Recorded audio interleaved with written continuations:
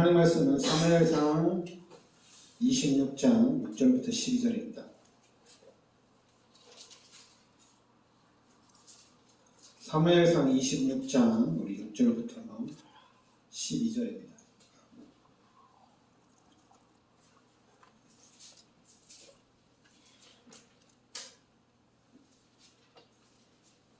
같이 우리 합독하겠습니다. 이에 다윗이 햇사람 아히멜렉과 수리아의 아들 요압의 아비새에게 물어 이르되 누가 나와 더불어 진영에 내려가서 사울에게 이르겠느냐 하니 아비새가 이르되 내가 함께 가겠나이다. 다윗과 아비새가 밤에 그 백성에게 나아가 본즉 사울이 진영 가운데 누워 자고 창은 머리 곁에 땅에 꽂혀 있고 아브넬과 백성들은 그를 둘러 누웠는지라. 아비새가 다윗에게 이르되 하나님이 오늘 당신의 원수를 당신의 손에 넘기셨나이다. 그러므로 청하오니 내가 창으로 그를 찔러서 단번에 땅에 꽂게 하소서. 내가 그를 2번 찌를 것이 없으리이다 하니 다윗이 아비새에게 이르되 죽이지 말라. 누구든지 손을 들어 여호와의 기름 부음 받은 자를 치면 죄가 없겠느냐 하고 다윗이 또 이르되 여호와께서 살아계심을 두고 맹세하노니 여호와께서 그를 치시리니 혹은 죽을 날이 이르거니와 또는 전장에 나가서 망하리라. 내가 손을 들어 여호와의 기름 부음 받은 자를 치는 것을 여호와께서 금하시나니 너는 그의 머리 곁에 있는 창과 물병만 가지고 가자 하고 다윗이 사울이 머리 곁에서 창과 물병을 가지고 떠나가되 아무도 보거나 눈치채지 못하고 깨어있는 사람도 없었으니 이는 여호와께서 그들을 깊이 잠들게 하셨으므로 그들이 다 잠들어 있었기 때문이었더라. 아멘. 오늘은 하나님의 초자연적인 역사.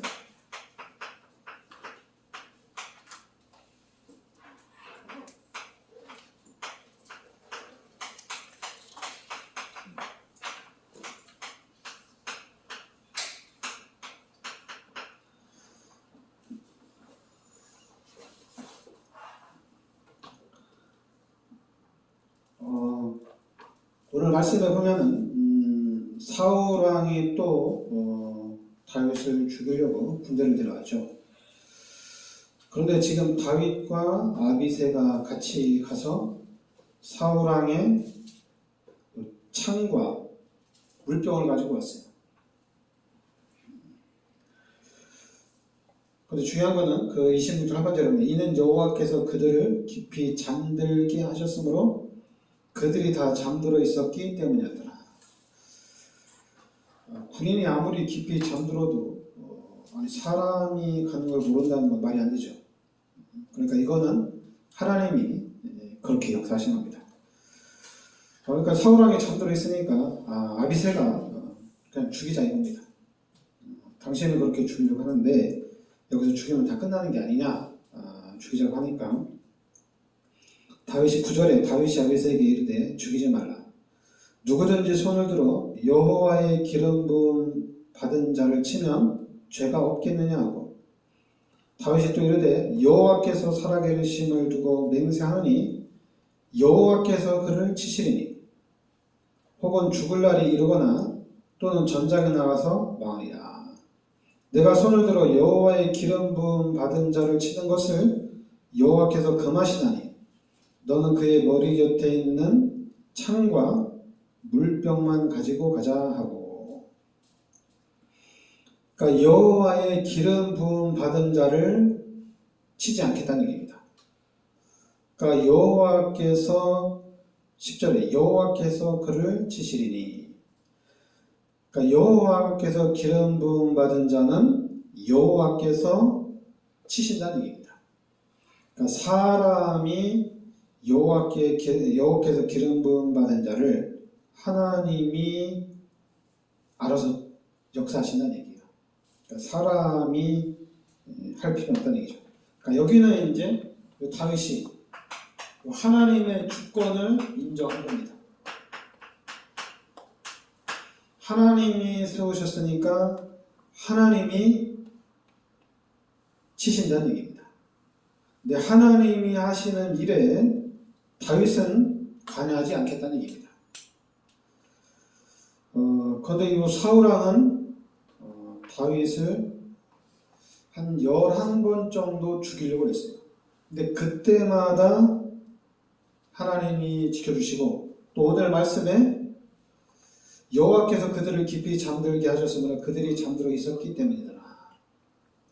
그러니까 오늘 이런 사무엘상 26장 10절 말씀대로 이런 초자연적인 역사를 통해서 하나님이 다윗을 지키시고 보호해 주셨다는 얘기입니다. 그리고 한 번은 이제 지난주 얘기죠.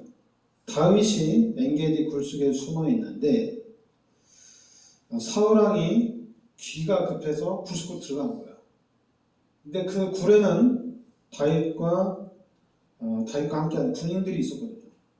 그럼 사울왕 뒤로 불러 들어왔으니까 죽일 수 있잖아요. 근데 그때도 여호와의 기름 부음 받은 자를 해하지 않겠다는 얘기입니다. 그러니까 여호와의 기름 부음 받은 자는 하나님께서 치신다는 얘기예요. 그러니까 하나님의 주권을 인정하고 하나님께 맡긴 겁니다. 근데 그때마다 하나님이 계속적으로 다윗을 지키시고 보호해 주셨다는 얘기입니다. 그리고 이제 여러분들은 말씀을 중심으로 한 신앙생활을 해야 됩니다.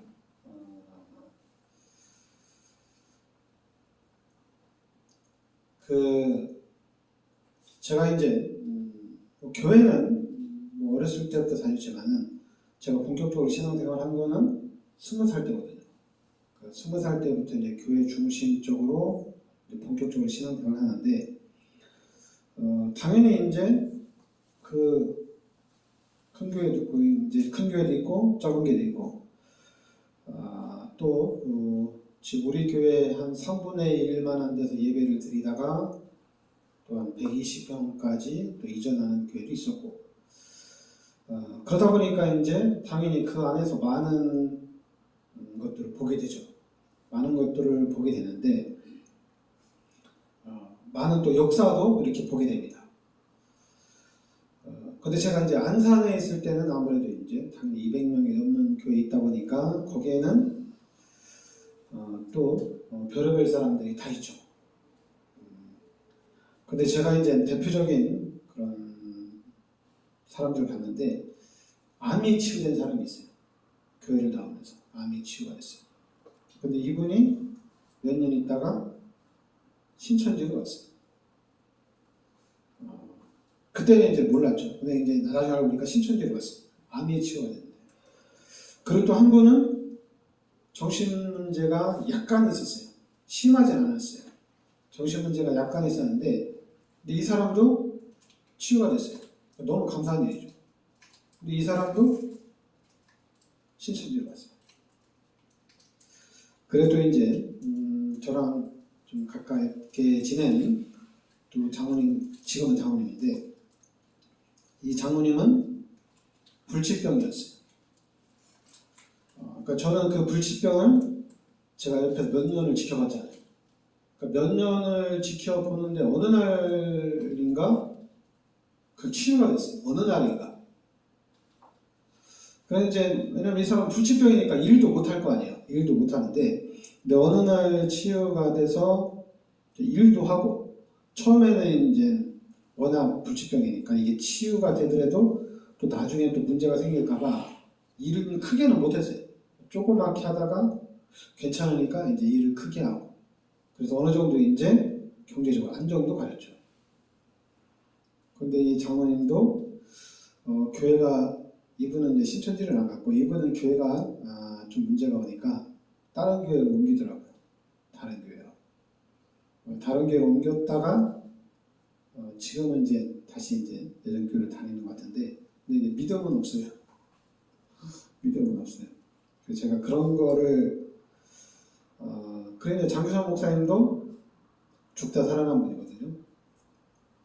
그리고 지금 이제 장기영 목사님 목회하는데, 이 장기영 목사님도 신장이 안 좋으신 분이었어요. 추석을 해야 돼. 평생 추석을 해야 되는 거죠. 평생 추석을 해야 되는데 근데 사모님하고 장경 목사님이 결단을 내리고 하나님 앞에 기도하기 시작했어요. 평생 추석을 하면 너무 힘들잖아요.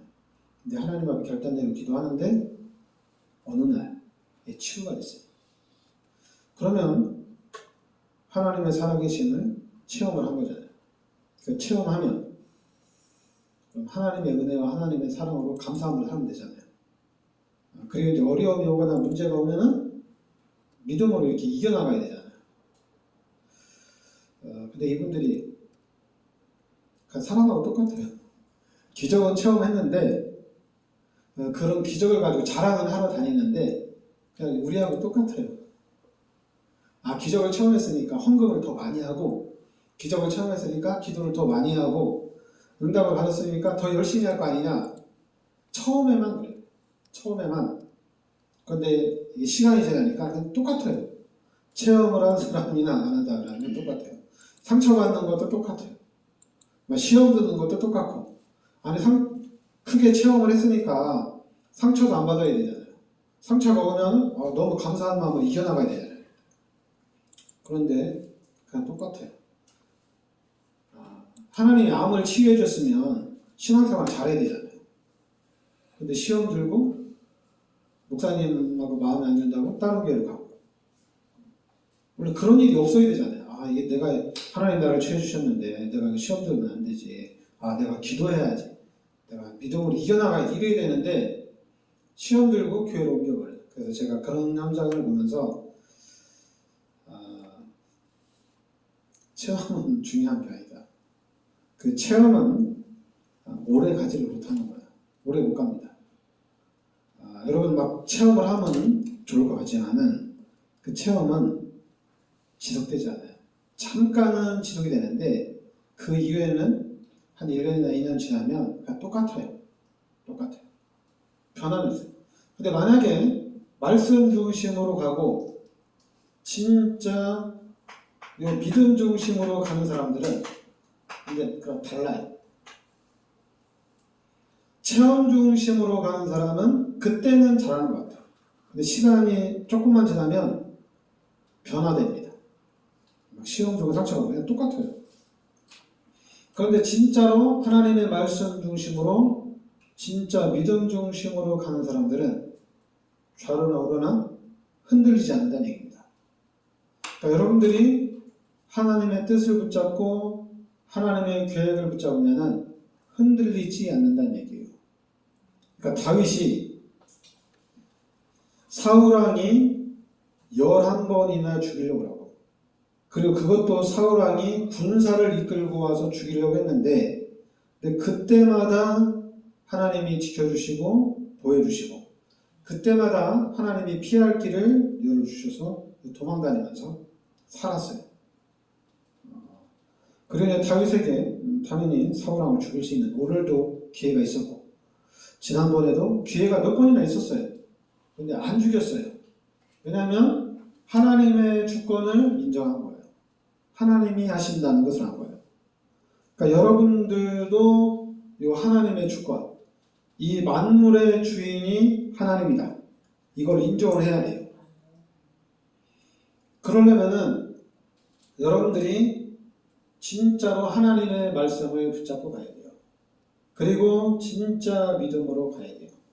당연히 그럼 여러분들이 이제 실생활에 부딪히다 보면 당연히 선택의 기로가 생기죠. 그 선택의 기로가 왔을 때 믿음으로 선택하는 게 당연히 어렵죠. 당연히 어렵죠. 그러니까 어려우니까 여러분들이 믿음을 달라고 기도를 하는 거예요. 그래서 여러분들이 이렇게 시간이 지나면서 교회를 다니면서 신앙생활하면서 믿음이 이렇게 성장을 하는 겁니다. 어떤 큰 사건 앞에서 결단을 딱 내렸을 때 믿음이 팍 성장하는 게 아니에요. 그냥 한 단계씩 한 단계씩 눈에 보이지 않게 여러분의 신앙이 성장을 한다는 얘기입니다.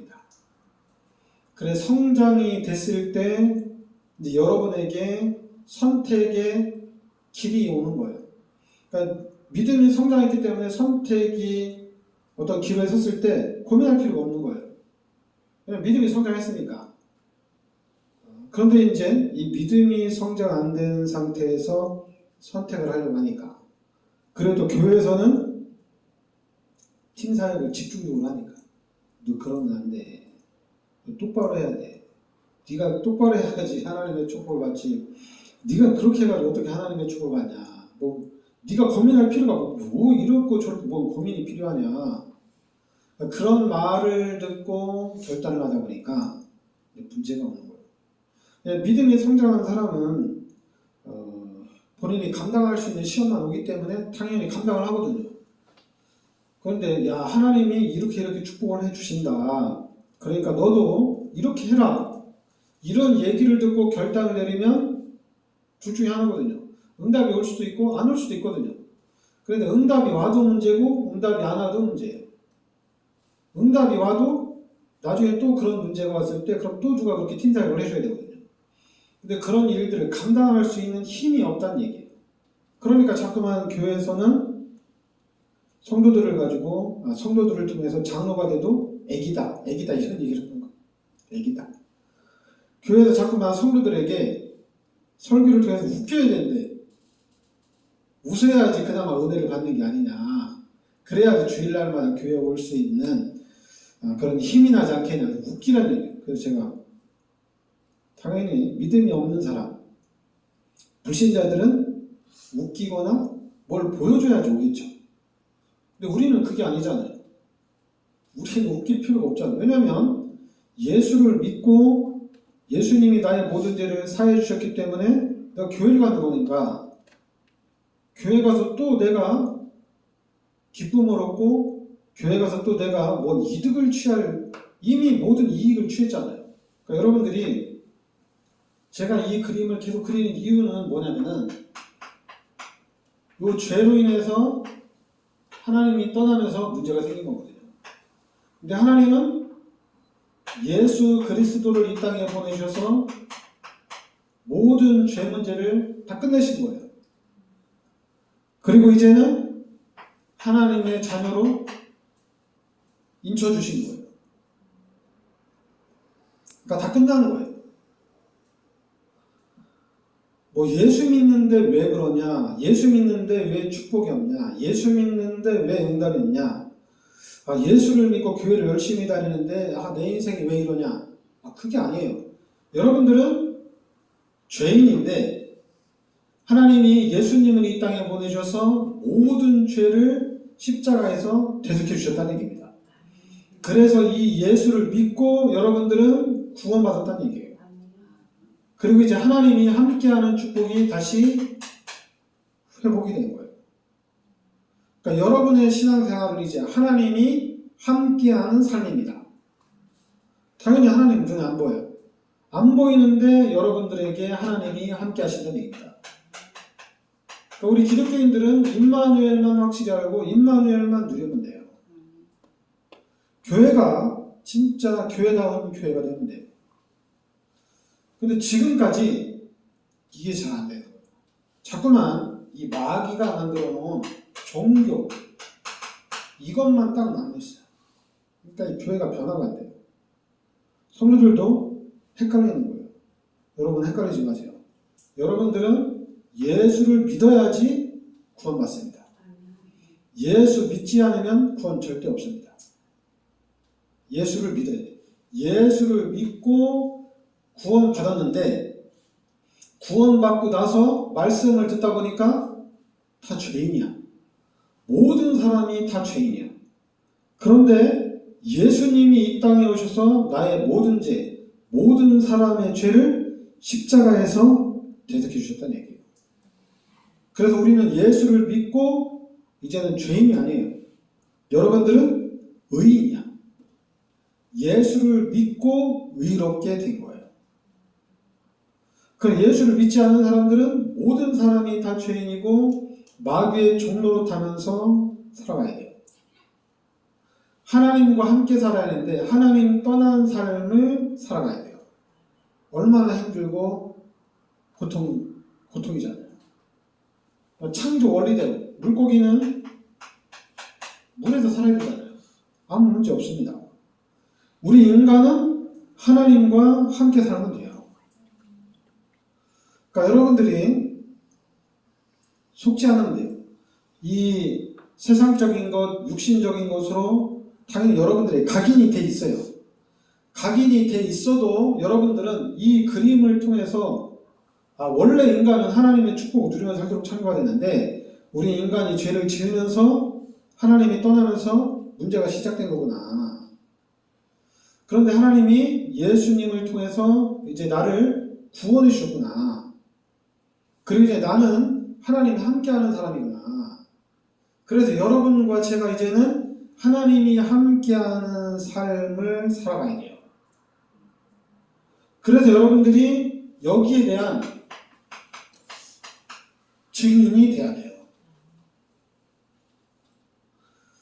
종교의 증인이 되면 절대 안 됩니다. 여러분들이 마태복음 16장 13절부터 15절 여기에 대한 증인이 되면 안 돼요. 이건 버려야 돼요. 근데 지금 신비주의, 율법주의, 박애주의, 인본주의에 대한 증인들이 너무너무 많아요. 이건 증인이 아니에요. 우리는 마태복음 16장 16절에 증인이 되어야 됩니다. 그러니까 우리는 다윗과 같이 하나님의 말씀을 붙잡고 가야 돼요. 그래서 이것이 기회인지 아닌지를 잘 봐야 돼요. 다른 사람들이 볼 때는 오늘 다윗이 사울을 죽이는 게 기회예요. 그러나 다윗은 기회가 아니에요. 하나님께서 기름 부어 세우신 자를 하나님이 치신다는 얘기입니다. 그러니까 나는 손을 대지 않겠다는 얘기예요. 그러니까 하나님이 하실 일을 하나님이 하신다는 얘기입니다. 그러니까 여러분들도 하나님이 함께 하시는 믿음으로 가야 됩니다. 여러분 믿어야 돼요. 믿지 않으면 안 돼요. 제가 여러분들에게 후대를 놓고 집중 기도하라고 그러잖아요. 이거 잘 안 믿는 것 같아요. 제가 이거 지금 10년이 넘게 얘기하는데 잘 안 되죠? 해야 돼요. 여러분들이 안 돼도 지금이라도 여러분들이 천국 가기 전까지 집중적으로 기도하면 기적이 일어납니다. 이건 기적이 일어나는 거예요. 후대를 놓고 진짜 여러분 집중 기도하셔야 돼요. 그러면 룻이 받은 축복을 받을 수 있어요. 이 다윗이 룻의 고손자입니다. 다윗의 보조할머니가 룻이에요. 룻이 예수를 잘 믿었는데 룻이 하나님을 잘 믿었는데 이 룻의 가문에서 다윗과 같은 인물이 나오고 이 룻의 가문을 통해 예수님이 이 땅에 오셨어요. 그러니까 여러분들이 진짜로 예수를 믿어야 돼요. 그리고 진짜로 신앙생활을 해야 돼요. 진짜. 그러면 당연히 여러분들을 통해서 요 사도행전 1장 8절 말씀 세계의 복음화가 성취가 됩니다. 이게 성취가 돼요. 그런데 사람들은 자꾸만 지금 막 기도해서 기적 이걸 체험하려고 하는데 근데 저는 그동안에 다 봤기 때문에 누가 나 예수님의 이름으로 기도했는데 질병이 치료됐다 이래도 좀 별 관심 없어요. 그래도 예수 그리스도 이름으로 기도했는데 문제가 해결이 됐다. 전 그게 중요한 게 아니에요.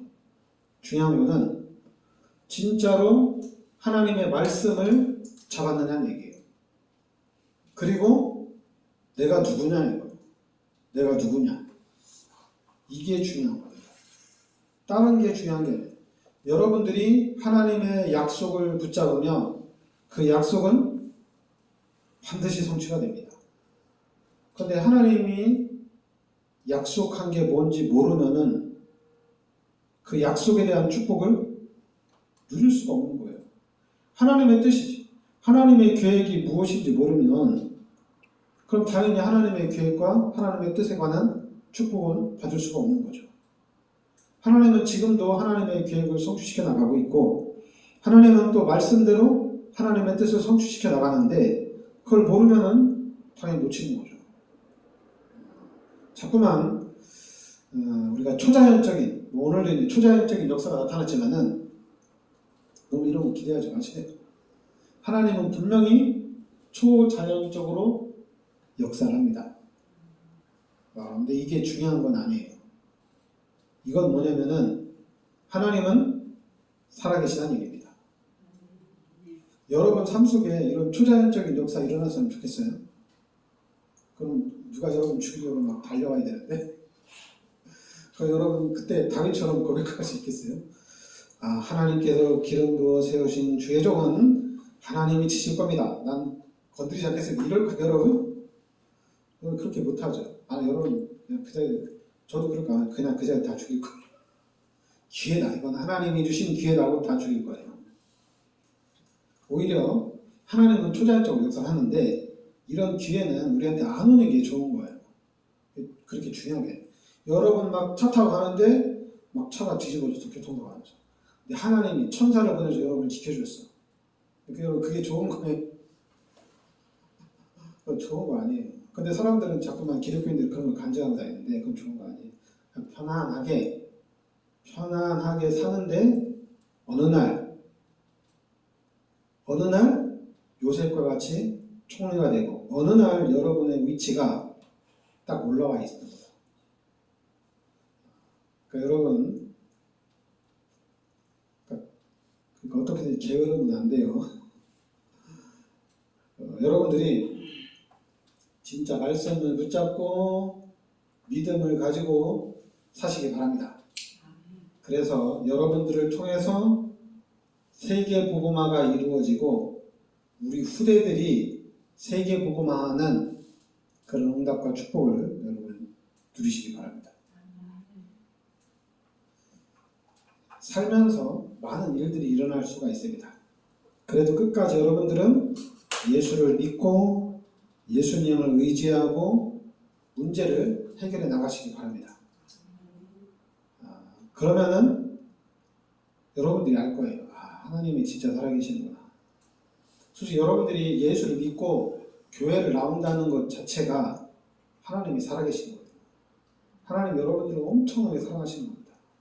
자꾸만 암 치유되어지고 큰 문제 해결해 줘서 하나님이 살아계신 게 아니라 여러분들이 예수를 믿는 것 자체, 교회 나온다는 것 자체가 하나님이 큰 사랑을 여러분에게 주신 겁니다. 기도하겠습니다. 하나님, 오늘 말씀에 다윗이 하나님의 주권을 인정하고 하나님의 말씀 따라서 인도받은 것처럼 우리도 하나님의 말씀을 붙잡고 하나님께서 인도하시는 그 인도를 우리가 잘 누릴 수 있게 하여 주시옵소서. 그래서 하나님께서 예비하신 이 지역과 민족과 세계복음화의 주역이 되는 역사가 있게 하여 주시옵소서. 예수 그리스도 이름으로 기도합니다. 아멘.